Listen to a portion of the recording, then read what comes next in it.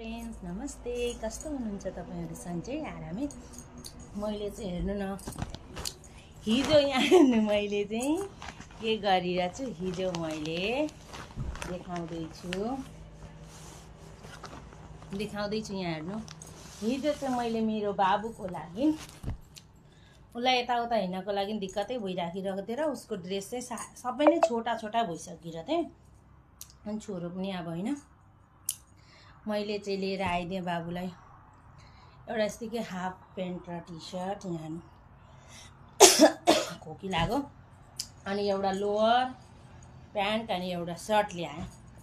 हेर्नु न कति मन पर्यो मलाई चाहिँ। तपाईहरुलाई चाहिँ कस्तो के लाग्यो?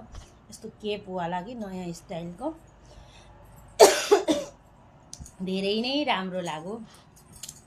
यहाँ यति राम्रो लागिरहेछ कि के भन्नु, सबै राम्रो लाग्यो। सपिङ पनि गराइयो। यहाँ हेर्नु, तपाईहरुलाई चाहिँ के कस्तो लाग्यो भन्नु होला सपिङ गरेर।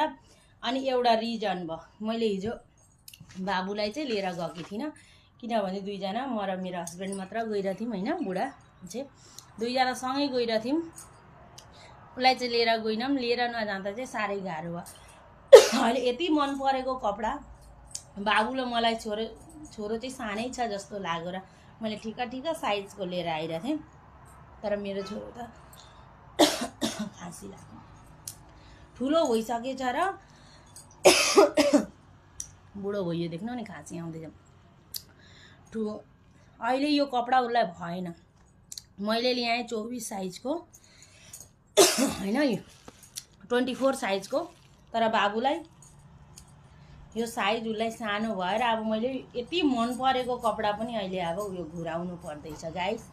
यस्तो हुन्छ मेरो चाहिँ, यस्तो भयो होइन। मन परेको चिज पनि अहिले आफूले किनेर ल्याएको सामान पनि यो घुराएर चाहिँ दिन जानु हुँदैछ मेरो हस्बेन्ड। मलाई चाहिँ मन परिरहेको थियो अब यो भन्दा ठुलो साइजको 26 साइजको ल्याउनु भनेर। मेरो चाहिँ यस्तो भयो होइन। तपाईहरुको चाहिँ छोराछोरीलाई केही ल्याउन जाँदाखेरि यस्तो हुन्छ कि हुँदैन, यस्तो चाहिँ हुन्छ कि हुँदैन, हजुरहरूले भन्नु होला। ल्याएपछि कसैको ठुलो कसैको सानो त्यस्तो चाहिँ प्रब्लम हुन्छ कि हुँदैन, हजुरहरूले भन्नु होला। मेरो चाहिँ यहाँ हेर्नु यस्तो भएर अहिले यो प्याक गरेर जाँदैछ। ओके, कमेन्ट गर्नु होला कस्तो के लाग्यो अनि तपाईहरुको चाहिँ मेरो जस्तो हुन्छ कि हुँदैन।